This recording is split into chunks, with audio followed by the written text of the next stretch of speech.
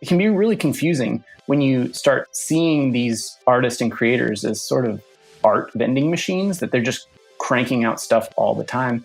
And you don't see a lot of the behind the scenes and how long it took to get there, to develop their own voice and skills. And I was one of those people that I wanted a voice, and I wanted to be able to make art that I thought represented me. And it kind of turned out that after close to a decade of doing work, I realized that that wasn't what I was going to be doing. Hey Hatchlings, welcome to the Motion Hatch podcast. I'm your host, Hayley Akins. Welcome to episode 31 of the Motion Hatch podcast. Thanks so much for being here. I really appreciate you. On this week's episode, this is actually going to be part of a brand new series that we're going to be doing called Making Money in Mograph. We all want to make money in our motion design careers, of course, but this mini-series is going to focus on people that are making money in the industry in different ways. Whether that's through building tools and scripts for After Effects or having a job in the industry that's a little unusual. I talked to my guests about diversifying their revenue streams and also passive income. There's loads of great stuff coming up, so make sure you subscribe. And what better way to kick off our brand new theme than to chat to Adam Plouffe. Now, if you don't know who Adam is, he has created some of the most awesome tools for After Effects, including Rubber Hose and Overlord. Adam was really great to chat to, and we talked about selling tools in the industry and how it's rarely a full-time job, but for Adam it has been. We also chatted about how he's been helping Google make some of their tools. We also spoke about how he recently wrote an article called 2018 Tried Really Hard to Destroy Me. So I really appreciate him coming on and being really open and chatting about his work and his life.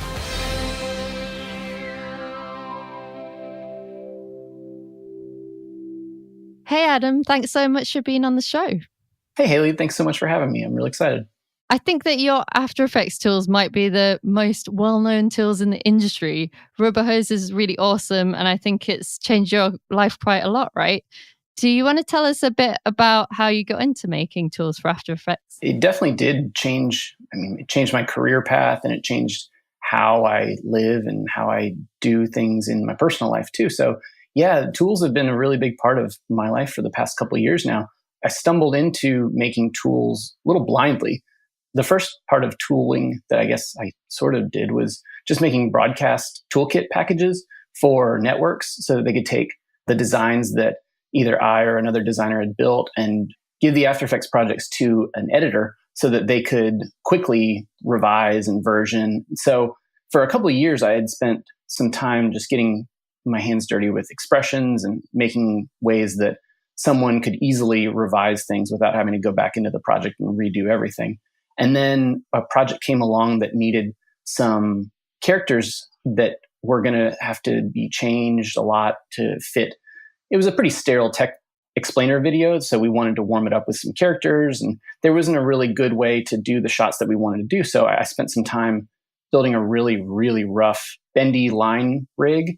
And as I posted it on Dribbble, I guess in 2015, got a lot of response, and people were asking if that could be something that they could buy or use. And I'd never really thought about that, but it seemed like kind of a fun challenge. And I was entering a summer slowdown, so I gave it a little bit of trying to see if there was some way that I could make it a tool that someone else could use. Because it was ugly. It was you had to know exactly what to turn on and off and to make something useful out of it. So the first thing I built was an effect preset that you could just apply to a shape layer, and then it would do what you needed to do.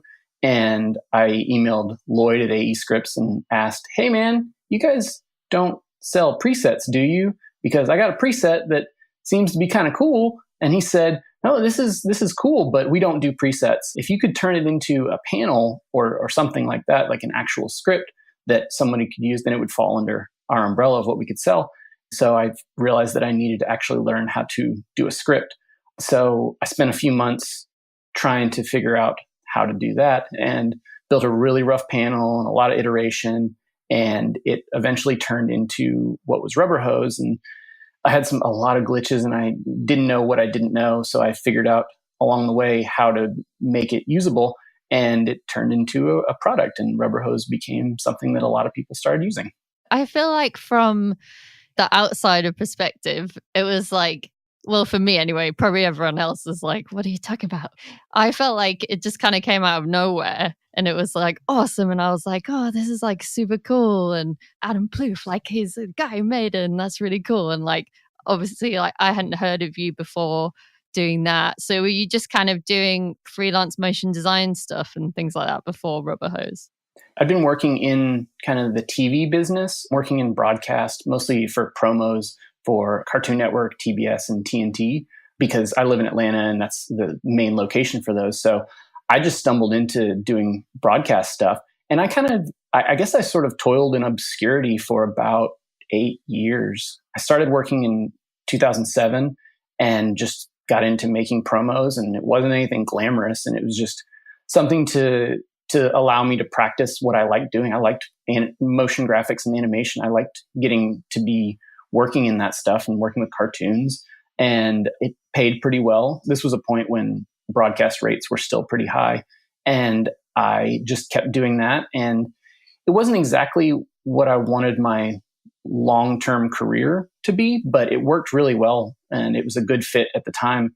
And no, I never did the studio thing. I never shopped around in New York or LA. I just kind of kept to myself and tried to make as much good work as I could and try to throw it out there. And it was a lot quieter. The motion graphics scene was a lot quieter at that point in 2010s and stuff. Everything was sort of reaching a point where it was going to be a big deal. Like Motionographer was around, but it was still just a lot of random people doing their things. And I didn't really have any part of it. I just was kind of on the sidelines. And it took me about 8 years to figure out what I could actually bring to this weird little industry. That's like really interesting because it feels like you're kind of just like, oh, I'm just like a freelancer. I'm just doing this stuff and doing the broadcast. And then you kind of like hit on something and you're like, oh, this is something that people really need. And I can relate to that a lot because that's kind of what happened to me too. I was sort of like floating around in the industry for like 7 years or something and,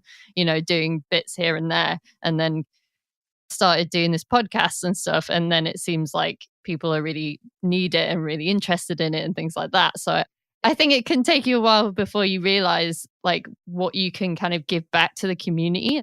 Oh, completely agree with that. I think that there is especially in our internet, social media, quick turnaround, share everything you do age, it can be a little disheartening to be someone who's working, but then you see a lot of these 18, 19, 20-year-old kids coming out of animation school doing this top level work, or you see the work of a team at some of the best studios, and you can get really down on yourself and feel like, well, that's not me and that's not what I'm doing. And I definitely did that for a long time. I mean, there's Vimeo depression where you just watch a few videos and then go sit in the corner and cry because you know that you're never going to be making something that level, or you feel like you're never going to.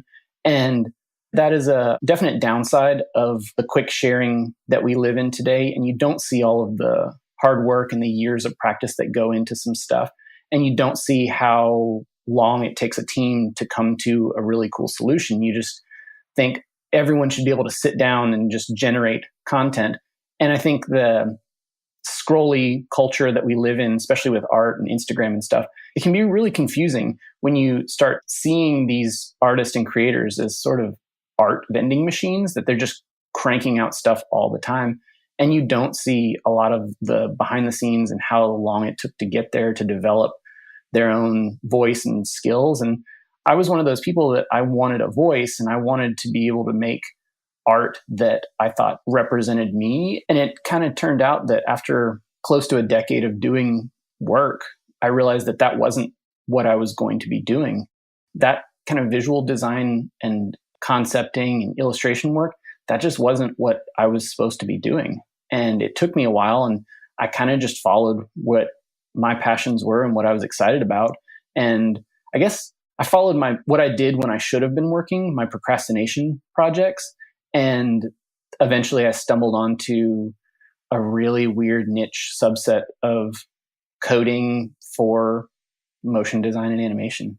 Yeah, I just think it's super interesting because it's like a niche within a niche or a niche within a niche. We have to like translate between UK and US, but It works.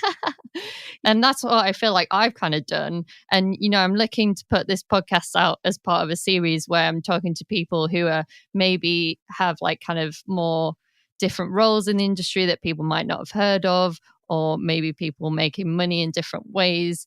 Do you think that in the future, these kind of things will be happening more? Like there'll be more different roles in the industry, or more people doing like tools, and more like kind of organizational roles and technical roles and all this kind of different stuff? Yeah, I think that motion design, it's a very cool business. And I think a lot of the confusion that can come from people who are in and around motion design is that they see just the cool parts of it. They see really pretty videos that go on the internet somewhere. And it can be easy to miss the fact that there are so many other things that go into a good piece. Motion design is just a really small part of it. From a simple perspective, you have audio and music and writing, but there are so many other aspects to this business that are easy to miss. Maybe instead of getting down on yourself over the fact that, oh, well, my visual design isn't as amazing as this person over here or this studio over here, just to remember that there's a lot of different roles that support motion design and animation. That it could be producing, it could be shooting, it could be hand drawn animation. It's a lot of things. And I think that it's very easy to miss all of those different roles and those opportunities to find who you are and where you fit into this business.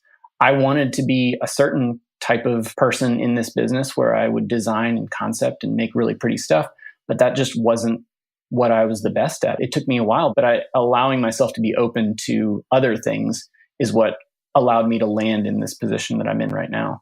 Do you think it was like about following your passions, or do you think it was more about kind of seeing an opportunity that came up and saying like, oh, maybe I'll like try and do this thing? I'm really skeptical about the idea of following your passion, because I think that it can lead to a lot of paralysis where you are afraid to do something because maybe that doesn't line up with your passion.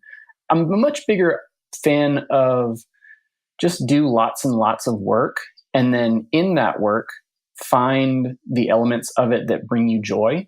Even if it's a project that you're not super excited about, find an element of it that you can really push yourself to try something new. And then I guess it's sort of like a forget the word, where you go back and you look at the project after it's done and you take from it what you could learn and how you grew during that project. I think those are really important. Going back and post rationalizing why you did what you did and what parts of it were totally awful, but what parts of it were really, really good. Because if you're open, everything you do, there's going to be good stuff and bad stuff. So finding those things and thinking about them rather than just say, oh, that project was so awful, I didn't like it.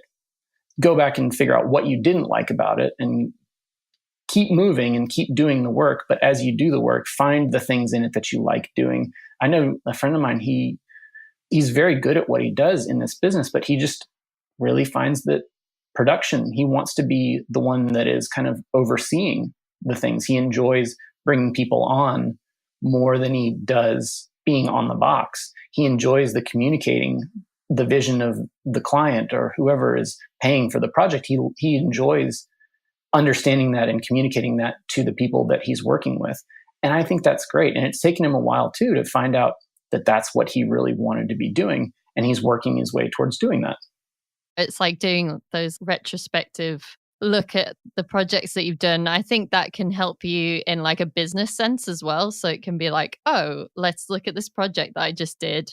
And do I want to continue doing more projects like that or working with that client, or do I not? And things like that. I think that can be really helpful for people to start looking at stuff like that, because I always feel like I get frustrated because I see a lot of people just being like, oh, I'm just going to do every project and just do anything because, I'm like an animator and I love what I do and I I just have to take all the projects because I'm freelance and I'm scared of like where the next job is coming from and stuff like that.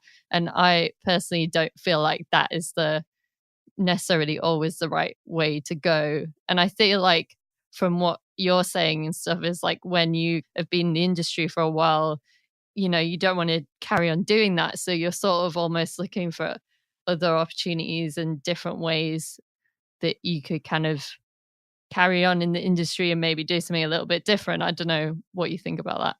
Yeah, I think it's really easy as a freelancer to be reactive to what comes at you and think that you only have the option of saying yes or no to a project. But if you are treating your work like a business, then you have a lot of opportunities. And I spent 8 years freelancing, and I did a lot of unsmart things in there, and I learned a lot, and I found a way to find what was working for me at the time. And you have the option to negotiate, and you can push back on certain things. And if a project is not exactly what you want, but it kind of fits some of your goals or priorities or something that you want to experiment with, if somebody comes to you with a project that's not the greatest, but they tell you that they don't have a writer lined up, but you've been really wanting to try your hand at writing, then that's a great opportunity. You may not be something that you're super proud of the end product, but you still get the chance to practice something that you were curious about. So I guess rather than just react with a yes or no, as a freelancer, it's important to remember that you have the ability to make a project what you want it to be a little bit more than you maybe realize early on. Yeah, that's great advice. So I wanted to talk to you about, you made Rubber Hose and Overlord, and then that got you an opportunity to work at Google. Do you feel like because you were doing something different in the industry, that's why you kind of got noticed by Google? Oh, absolutely. I kind of just did work, and it didn't really get noticed by anybody because it was just, I was making things that you fast forwarded through while you were watching cartoons. And once I did Rubber Hose 1 and it came out and it made enough of an impact among motion designers, if I'm remembering my dates right, it was, I think, about 2 or 3 months later, I got an email from a Google recruiter. And it was honestly because of just doing that, putting it out there, and then that was what caught the attention. I've always said that I don't think I'm the best designer or animator or even coder out there, but the combination of those things has allowed me to have something to bring to the table to show what my brain does, because really people don't hire you because of how good of pictures you can make. They hire you because of what problems you can solve for them. And Google was a very interesting thing. I didn't have any experience in technology. I mean, I'd done a few jobs for a few tech companies, but nothing at that scale. And so I was really skeptical at first about the recruiter email. I thought it was just somebody representing a thing for Google that wanted me to work really cheap because it was a cool project, because those happen all the time too. But if it weren't for Rubber Hose 1, I would not have gotten any kind of contact from Google. And by just following the things that I wanted to do, that's what led to it was a complete shift in what I did as work. I ended up doing my last client project at the end of 2015. And then my family and I moved out to Mountain View, California at the very beginning of 2016. And that's what started, I guess, my whole change of career into just building tools for a living. There's so many things that I want to ask you about. I'm trying to remember them all. So first off, when you started Rubber Hose 1, did you have like any sort of marketing or promotional plan? And then my second question is, what kind of tools and stuff were you making at Google? When I first started Rubber Hose, I had absolutely no idea what marketing was. And then once I had it, well, the first phase of it was just putting things on Dribbble. And Dribbble was a lot more popular then than it is now. I know there's still people who use Dribbble a lot, but at that time in 2015, every morning you would go to Dribbble and you would go to Vimeo, because there wasn't nearly as much work on the internet as there is now. Now you've got Instagram and stuff that you can just get a constant feed of things. But at the time, everybody was kind of going to Dribbble. So I just posted clips on Dribble, really. And then I would repost them on Twitter. And that was the marketing. That's all the marketing I really did. I'm really bad at that part still.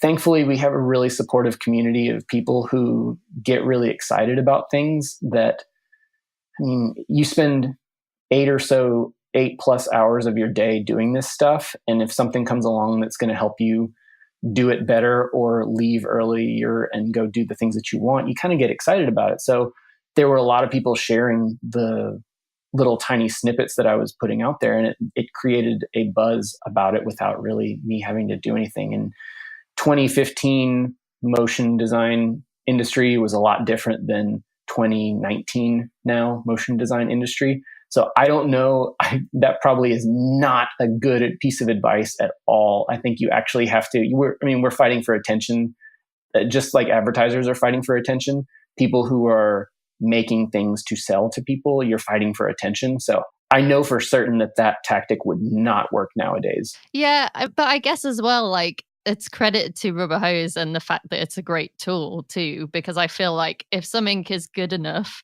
it will get shared about, basically. And that's what I like to think. But obviously, like, as you say, there's probably should be more thought and strategy behind these kind of things. So after that, you went to Google, and what kind of things were you making there? Well, I kind of got brought on over there to be a motion designer. They saw that I could do motion design at a competent level, and that I also built tools that would support that type of work. So they brought me on just to make little flows of how stuff would animate and be thinking about how different aspects of the Google experience could be interacted with through time. And as soon as I got there, I kind of noticed some really gaping holes in how the productivity was. And it wasn't anything wrong with them. It's just that motion design for the user experience is very, very new. And in 2016, it was even newer. There was no real clearly defined pipeline. So one of the first tools that I built for them was an internal tool that was to animate the 4 little dots that would be on screen. They would react to your voice. They would confirm that it knew what you were saying. And so it was kind of part of the personality of Google, but they were incredibly difficult to animate, because if you had just a simple flow that would show you open an app and then you talk to it and then it confirms that you did something and then it does something else.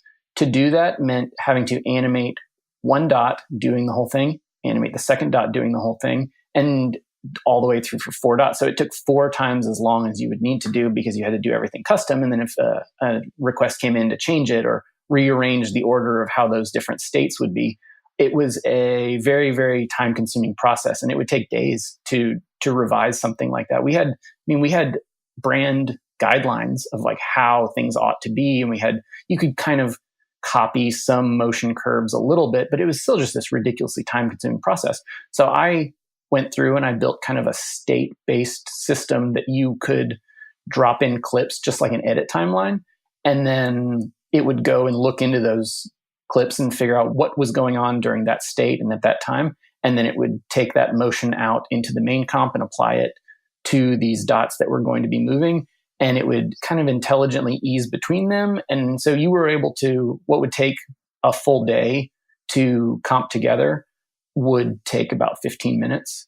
So that was the first tool I built over there. And that's just an internal tool. Built a few other weird little internal tools over there. The big project that I spent my time over there working on was a tool called Sketch to AE, which, for those that aren't in UX at all, Sketch is kind of like Illustrator. It's a vector-based design app that works. Some people believe it works a lot better than Illustrator or Photoshop for coming up with interfaces. It's a lot simpler. It doesn't do nearly as much stuff, but it's really geared towards the UX side of things. But at the time, there was no way to get those elements out. You could save a PDF, but that meant you would have to go and slice it all up.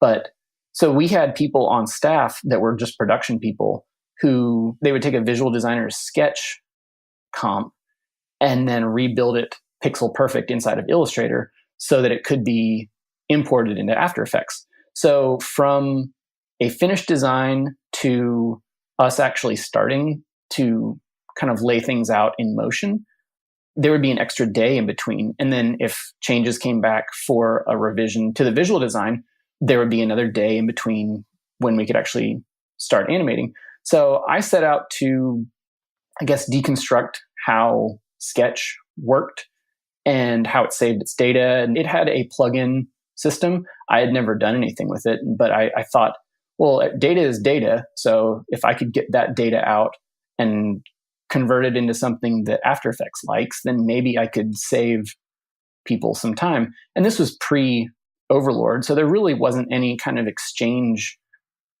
system in place. There was really nothing to point to that it should be like this that works really well.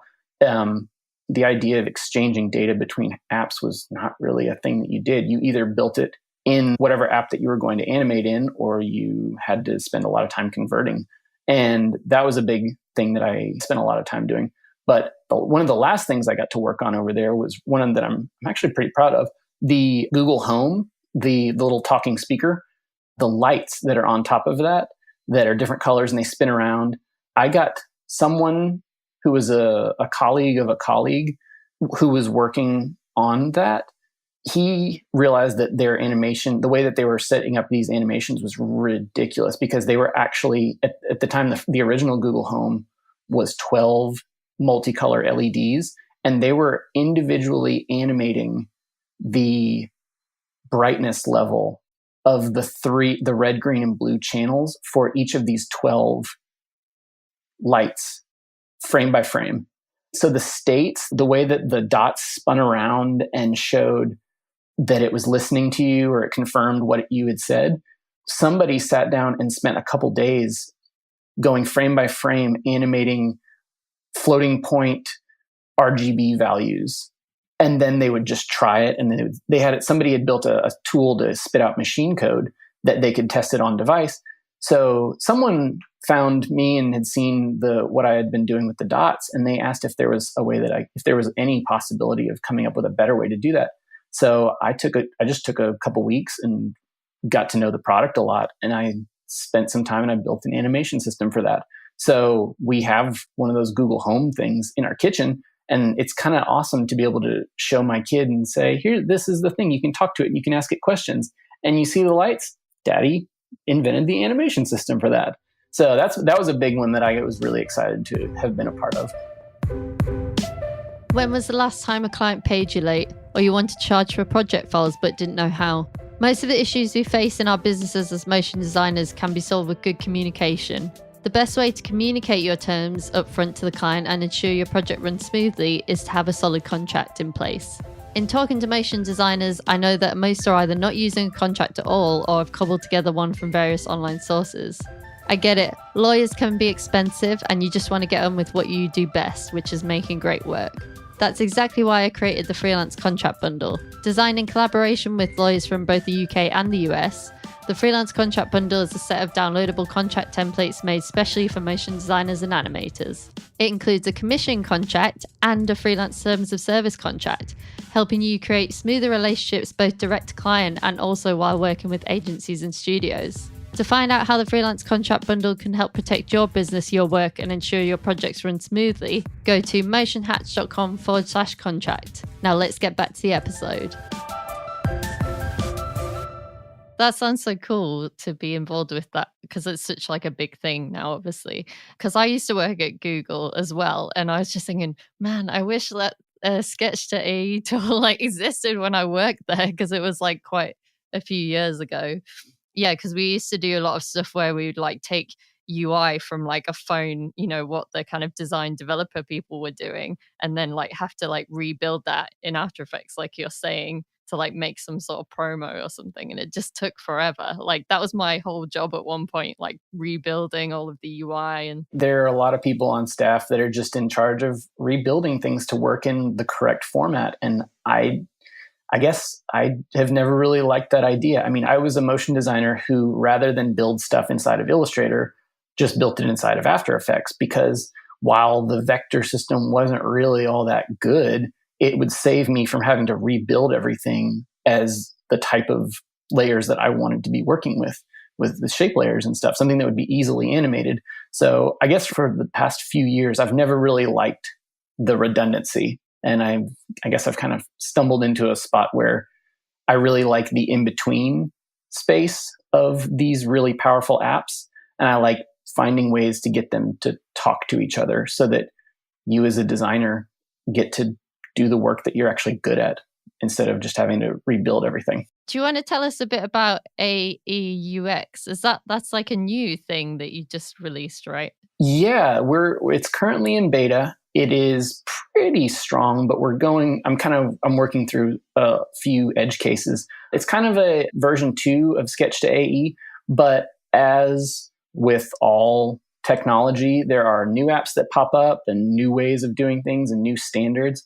And as it stands now, Sketch is still really, really powerful and is being used by a lot of people. And it's changed a lot since 2016 when I built it. So this is a kind of rebuilding of that to work with the new ways that Sketch deals with elements and assets and cloud libraries and overrides and all kinds of crazy stuff that allow you to work better. But as we move along, there are new apps that are coming up that designers are starting to use. One of them is Figma.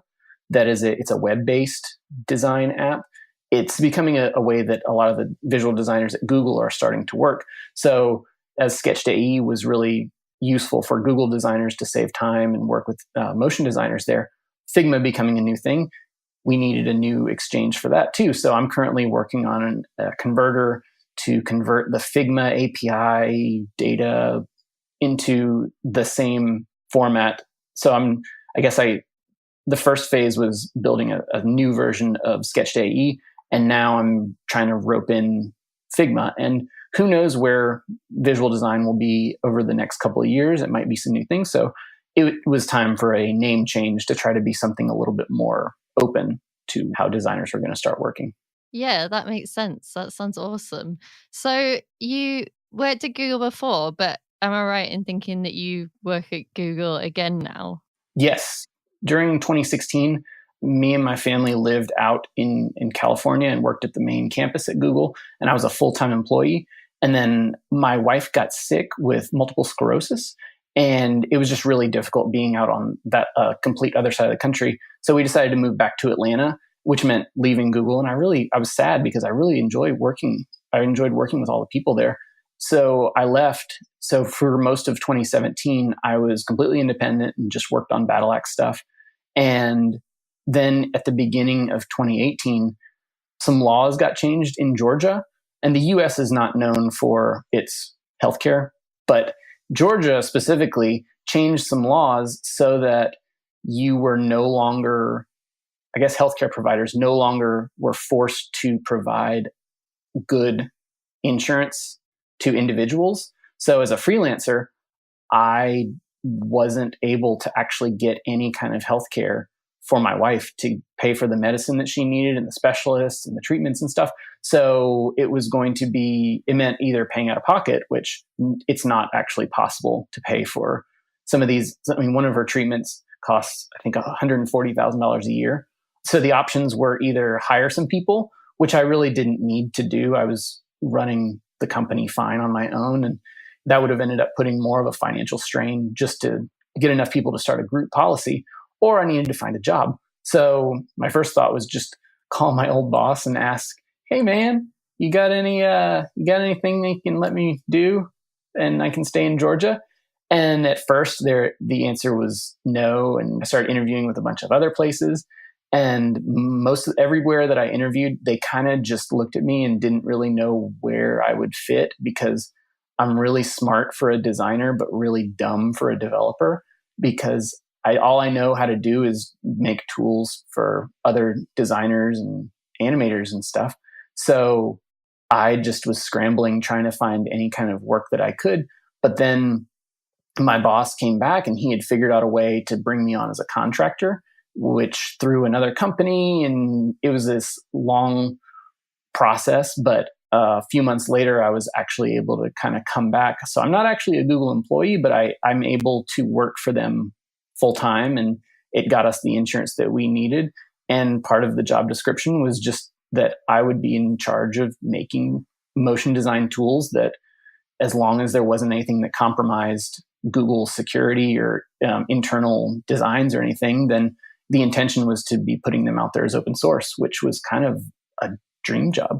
What I feel like is really annoying, because if you're in the UK, obviously you wouldn't have that problem. Do you know what I mean? Exactly. Like, so that we're not going to get into the healthcare thing, but like Politics get really murky. Yeah, it just baffles me, because obviously I'm based in London, and I just think like, wow, like it's crazy that you had to like make this choice, even though obviously Battleaxe is doing really well, and like I'm assuming you can like live quite happily off the money that you make from your plugins and stuff, but yet you still had to kind of get another job just purely because of that reason.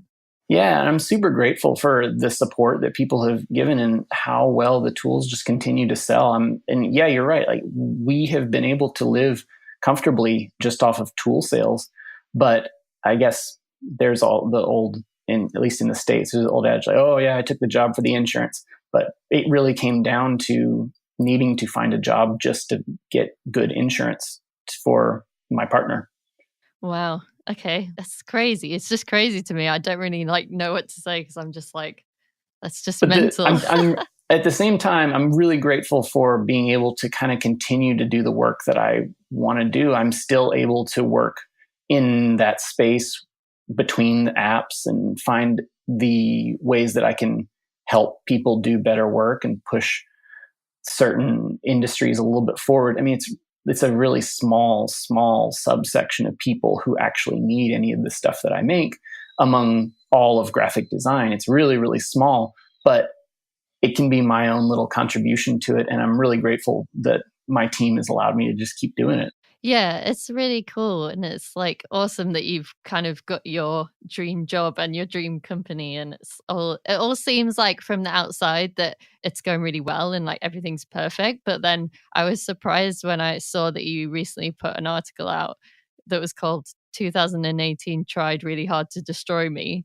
And you spoke a bit in that about depression, among some other things, and about obviously the trouble that you've had with getting the healthcare and stuff like that. Do you want to just tell us a little bit about that and kind of how that felt? And I guess I just wanted to bring it up because I feel like everyone might be like, oh yeah, Adam's doing awesome. He can like live off like the tools that he's making and stuff like that. And obviously mental health and stuff is a big thing, and a lot of people struggle with it. So I just wanted to talk about that, if you're okay talking about it. Yeah, totally. In 2018 and 2019, the modern age that we are currently in, the picture that gets painted for at least artists, and I can't speak to other industries because I don't really pay much attention to it, is that it's either one end of the spectrum, everything is awful and we're all going to die, or my life is amazing and I'm a rock star. And none of that is actually true. Like, it's never all good or all bad. And I think there's a lot of room in between that to discuss real things that people go through. And as a commercial artist, developer, designer, whatever you are, whatever you do creatively for money, there are a lot of struggles in that. And there are a lot of really good things in that if you take the time to kind of curate your own life experience and find ways to enjoy what you do. And I guess my own perspective is I want to see more middle of the road things. What I really enjoy reading about and hearing about are, what are the challenges that led you to something really awesome? What are the really awesome things that led you to something really awful? And how did you come back? Did you come back? Did that change what you did? Because life is a journey, and you have to find the joy in it. And I think that was what motivated the whole thing. I guess I get really introspective around the end of the year, and I think I try to journal and I try to keep up with things so that I can go back and acknowledge progress that I've made as a human. And that was one of those things that I was just thinking back over the year, and my wife and I were talking, and we were like, wow, that happened at the beginning of this year, and we're still here and we're still okay. And we didn't think we were going to be okay. And I didn't think I was going to be okay. And I talked a good bit about it in the article about depression. I don't have anything, I can't really add much to the conversation except my own experience. But I went through a really rough time for a while mentally where I had a lot of good things going on. But because I was not quite capable of handling all of the things that life was throwing at us, I was having a very, very hard time because I've got a wife and a son, and I have a company, and I had a job, and then I didn't have a job, and now I do have a job. I had to keep going because I've got people who depend on me, but I didn't want to. I just wanted to stay in bed, but I have people who depend on me and who need me. And I guess that kind of helped me stay sane a little bit and just make sure that each day could go by and I could find a little bit newer ways to cope with things that were troubling me. But depression is real, and I think it's something that I'm sure I'll probably always deal with it in some capacity in life. And I think that people who are artists and they feel things differently than a lot of people, I think that's kind of common. But it was hearing other people who dealt with depression, and that it comes in waves and you just have to keep moving, and you hearing somebody saying, "Oh, you'll feel better soon," doesn't help at all. But just having that ongoing feeling that people are there for you and that people do care about you, that's what helped me get through it. And I guess kind of getting outside of my own head a little bit and trying to just be there for the people around me. One, took my mind off of it, but two, gave me a better sense of purpose instead of just dwelling on how bad I felt things were at the time, because that's what it is that your perception of what things are is not, it's a little distorted, and you can't undistort it just by wishing it away. You have to try to find things. So for me, it was putting the people around me, make sure that they felt loved, and because they were giving me lots of love, and I tried to just be there for them. And then also just finding time to exercise and meditate and try just doing things for fun. Like my kid and I just played Zelda a lot, and that helped. Just being together and laughing when I died, and we would come back and we would try to battle the monster again. And that was fun. And it kind of helped snap me out of some things and get a different perspective on the situation, get a little bit of distance from the initial badness of the situation. And that brought me to a place where I am now, where I'm feeling pretty okay. It's not every day, but I feel pretty good. I feel good. And I try to just keep refocusing every day on the things that matter. And it's meant kind of cutting a few things out of my life, and I can't pay as much attention to the things that I thought were really, really important. And I can't pay attention to Twitter all the time, and that's okay. And I can't always be on Instagram, and I can't always be posting, and that's really okay. It's sometimes you need to take some time off and just be a human. Yeah, definitely. I know how that feels to be like trying to do all the things all the time and stuff. And I know that you're also passionate about building like your business around your lifestyle and your family and things like that. So do you want to tell us how that looks for you right now? I think it was, I guess, in late 2017, before a lot of the insurance stuff happened, I was looking at what Battleaxe was and what tool sales meant and what it meant to me. And I was realizing that I was being reactive a lot to what I saw going on. And I knew that from freelance time of just reacting to things was not a good way to run a business, like a real business. Like freelance is a business, but it's really easy to just take it as, oh, well, it's just me. And I can stretch myself a little bit thin and it's okay. But as I was kind of maturing as a person and the business was maturing, I was thinking a lot about how to make it a real business and what that meant. And Tom at Animate had put out an article, I think it was on Motionographer, about how they'd come up with a set of rules for themselves and their employees about how they would conduct themselves and what they would do when certain things happened. So it just took a lot of the guesswork out of it. And I really liked it. And I think I retweeted it or something. And I said, this is really good. This is changing how I do things. And then Tom replied to that and said, make sure you read the E-Myth Revisited. And I dismissed it when it got mentioned in the article because I thought it sounded really cheesy and the cover looked really bad, and I judged the book by its cover, and it seemed really old. And I didn't think it was something that I really wanted to read. But getting kind of a personal recommendation from that, I said, okay, well, I guess I'll give this a shot. And the whole thing is about how if you were a person who designed a business doing something that you like, it's very easy to let that business destroy your love for that thing because you like doing the work. You can burn yourself out and it can be a thing that you don't enjoy anymore. So you have to set up limits for yourself, and you have to set up guides for yourself about protocols and rules and what you do, and treat it like a business. Become less attached to that thing that's your baby. And in doing so, you find more joy in it. And that completely changed how I thought of the business. And I've since recommended it to all my friends who are starting studios and becoming very busy, that it's about how you interact with your own business. And it's about how you are building something that lets you do the kind of stuff that you enjoy. And that may mean offloading some of the tasks that you don't enjoy to someone else. And that's something that we all do. Like everybody has if you do this as an S Corp or an LLC or something, you have to have an accountant take care of your yearly filings. At least in the US, they have to be the ones who file it for you. So that's one element that I don't have to deal with. I pay my accountant to do some of that stuff. So I was working towards finding ways to do that. And this was right after Overlord was released. And my wife saw how she's amazing. She was seeing how stretched thin I was during that time. She said, "Is there anything I can help you with?"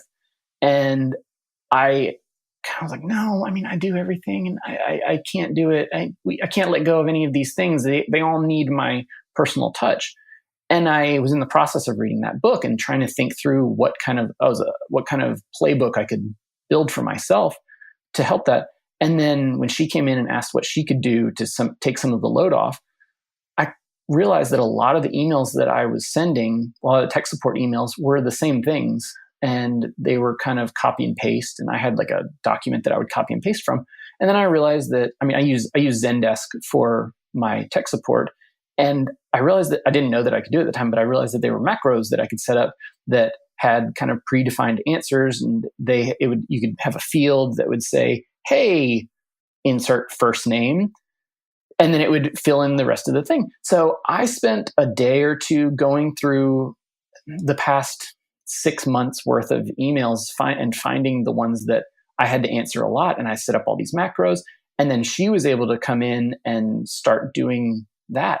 And there were emails that she couldn't answer, but she was able to be the fence between me and all of the people. So she was able to take a lot of that off my plate.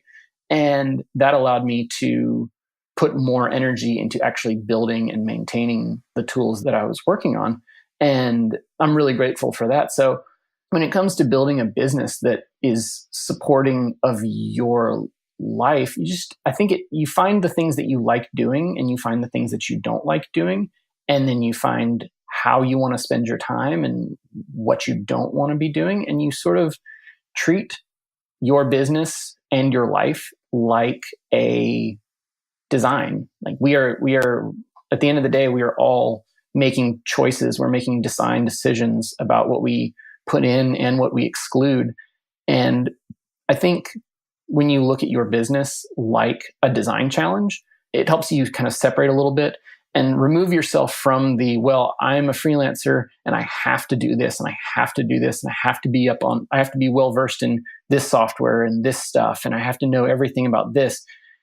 And none of that stuff really is true. You don't have to do anything. You're a grown-up and you don't have to do anything. You can do whatever you want. That was a big thing for me, is realizing that as a grown-up, you're allowed to do anything you want. You're not a kid anymore. You don't have someone telling you what to do, what you can do and what you can't do.